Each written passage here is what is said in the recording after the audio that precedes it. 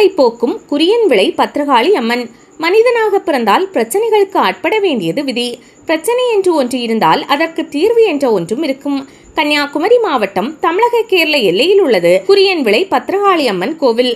இங்கு பக்தர்கள் தங்கள் துன்பங்கள் தீர வேண்டும் என்பதற்காக கையில் தேங்காய் ஏந்தி நிற்கையில் அம்மன் அருள் வந்த பூசாரி உலக்கையால் தேங்காயை உடைத்து துன்பம் போக்கும் நிகழ்ச்சி நடைபெறுகிறது.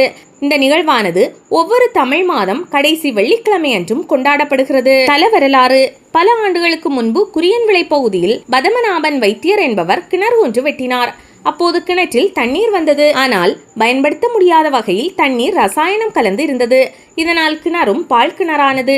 சில காலங்களுக்கு பின் அவரது மகனின் கனவில் தோன்றிய பத்ரகாளி தேவி, பாழும் கிணற்றில் சுயம்புவாய் நான் இருக்கிறேன். வரும் பௌர்ணமி நாளில் பிரம்ம முகூர்த்தத்தில் கிணற்றின் அருகில் கங்கையை ஆவாகித்து பஞ்சசுத்தி செய்து என்னை வணங்கினால் நான் வெளியே வருவேன்.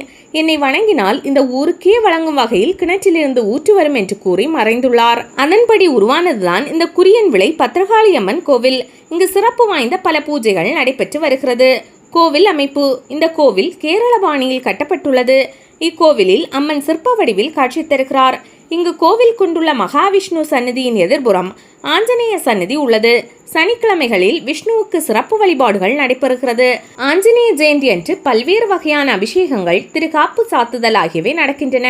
இங்கு எங்குமில்லாத வகையில் 11 ஆண்டுகள் பஞ்சபூத சப்த சிம்சக்தி நட்சத்திர யாகம் நடத்த திட்டமிடப்பட்டு கடந்த 2 ஆண்டுகளாக சித்ரா பௌர்ணமி நாளில் நடைபெற்று வருகிறது.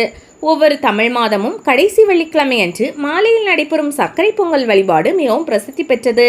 அன்றைய தினம் ஏராளமான பக்தர்கள் வெளியூர், வெளி மாவட்டங்களிலிருந்து வருகை தருவார்கள். பொங்கல் வழிபாடு முடிந்ததும் பக்தர்கள் கையில் தேங்காய்களை ஏந்தி நிற்க கோவில் பூசாரி தொடர்ந்து தட்டென உலக்கையால் உடைக்கும் போது தேங்காய் உடைந்து சிதறுகிறது.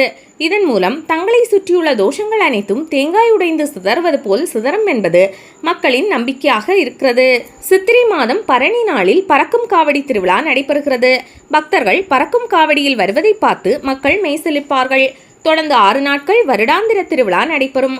கோவில் தினமும் காலை 6 மணி முதல் 11:30 மணி வரையும், மாலை 4 மணி முதல் இரவு 7 மணி வரையும் பக்தர்கள் வழிபாட்டிற்காக திறந்திருக்கும். அமைவிடம்: தமிழக கேரள எல்லையான களியக்காவிளையிலிருந்து 5 கிலோமீட்டர் தொலைவில் குறியன் விளை பத்ரகாளி அம்மன் கோவில் உள்ளது.